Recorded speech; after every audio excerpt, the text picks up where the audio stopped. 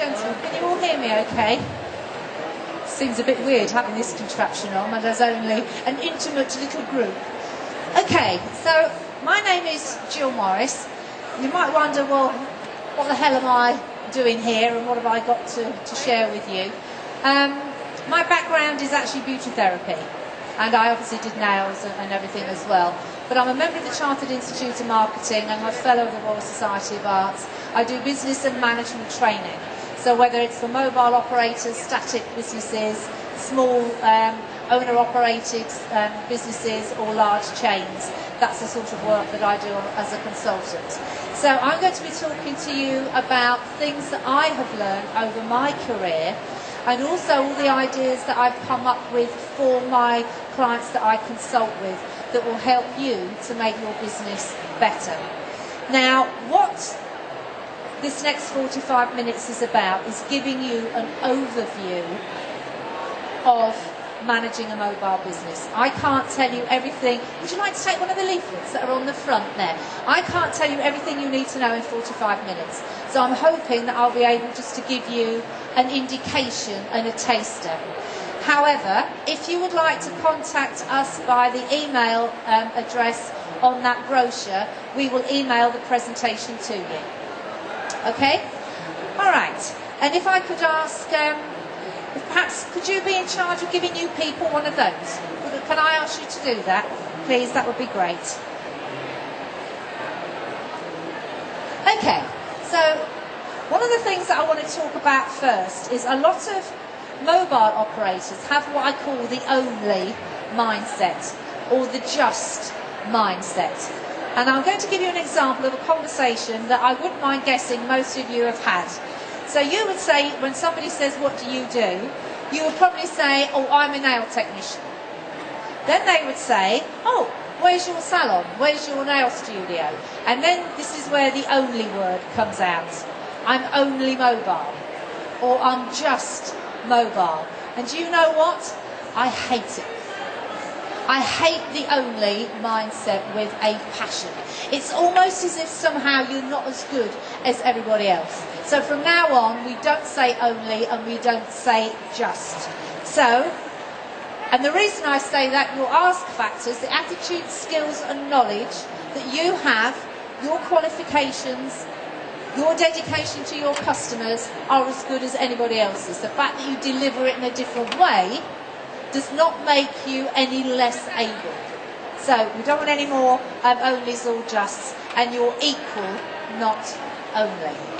So are we clear on that? Okay. So I want to talk a little bit about the differences between a mobile business and a static business. Then we will have a look at what's the same. Well, we're going to start off looking at the same. Then we're going to look at the differences. Then we're going to have a look at the various options that are open to you running a mobile business, and then we'll go into some general marketing stuff. As I say, it's a fast-paced 45 minutes. It's a bit of a whistle-stop tour. There's no chance of questions at the end, but please bear with me. There will be snippets that you can take away and use, and hopefully it will give you an indication of what you will learn if you're able to come to us for a full day. Okay, so let's have a look at what's the actual same between a mobile business and a static business.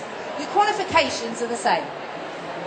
So you as a mobile nail technician have exactly the same qualifications as a static nail technician in a salon. So your qualifications are exactly the same.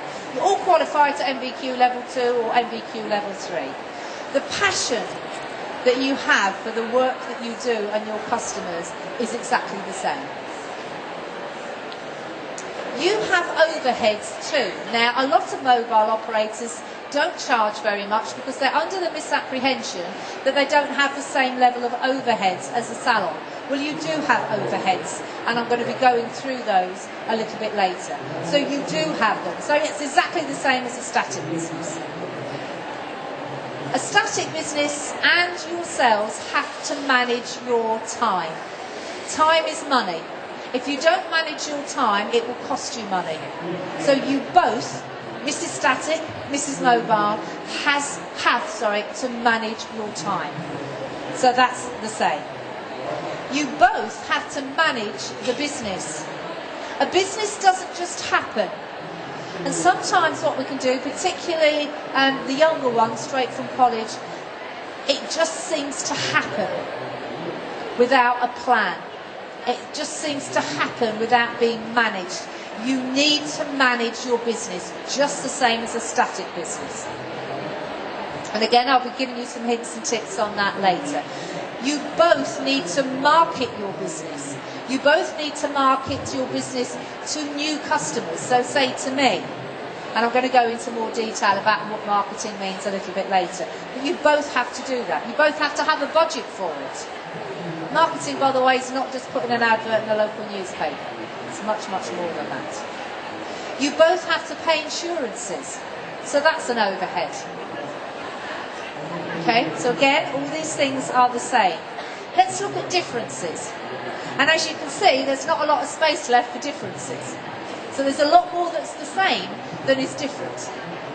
But one of the main differences is the delivery options that are open to you as a mobile operator are different to those that are operating a static business. Okay, so the delivery options are different, and again I'm going to be going through what those options are and hopefully giving you an idea about some options that you haven't thought of.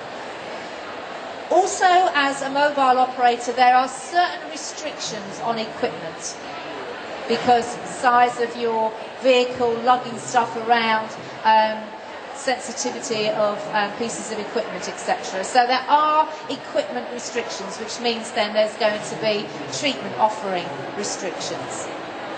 Mind you can have the same, there are some equipment restrictions in static properties. So you've got a grade 2 listed building that's got a rickety staircase and you can't get stuff up. You can't put a spa bath in a first floor building that doesn't have the necessary weight controls. You can't have certain things without 3-phase electric. So please don't think you're the only ones that have equipment restrictions, but you do have arguably more than a static salon. And the biggest issue is area management. And we're going to be talking about that in a moment. Have you all got something to write with and write on? So if you haven't got them out, can you do so, please? Because we're going to be talking about that's quite important. So the differences, if I can just go back, there's only 3 differences here. Look how many are the same. Okay, now this is the first slide on how to manage a mobile business. I talked before about the delivery options. So let's look at some of those options. Now, mobile operators can tend to think that the only option you have when it comes to delivery is going to the client's home. But there are many, many more options than that. The first one, yes, the client's home. But remember also there's an opportunity to go to the client's work. So you will be dealing with corporate clients. So there's banks, there's building societies, there are customer-facing corporate clients that would ideally love you to go in on a regular basis and do manicures to their bank tellers, for example. They're all looking for means of differentiation from their competitors. So please, what I want you to do is take these blinkers off. Okay? Look at, or try and think of all the different options you have got to deliver the services or your offering. Okay? So, client's home, yes, but also client businesses. So your clients may, yes, be a single woman or man, i.e. clients, but they may also be, that client could be a corporate client, i.e. a business, particularly customer-facing, where hands are important. So banks, building societies, as I say. So do give that consideration. Some people use their vehicle to literally get them from their home base to the client. Other people use their vehicle as a means of delivery. There's a lady in Birmingham who has a Birmingham Beauty bus. She had to take an HGV driving licence, but she drives around in an old London bus. And she gets so much publicity, it is untrue. And she arrives in certain areas, because she manages her area, and I'm going to talk to you about that later. So she arrives in whichever area it is on whichever day, the bus has arrived, and people go flocking.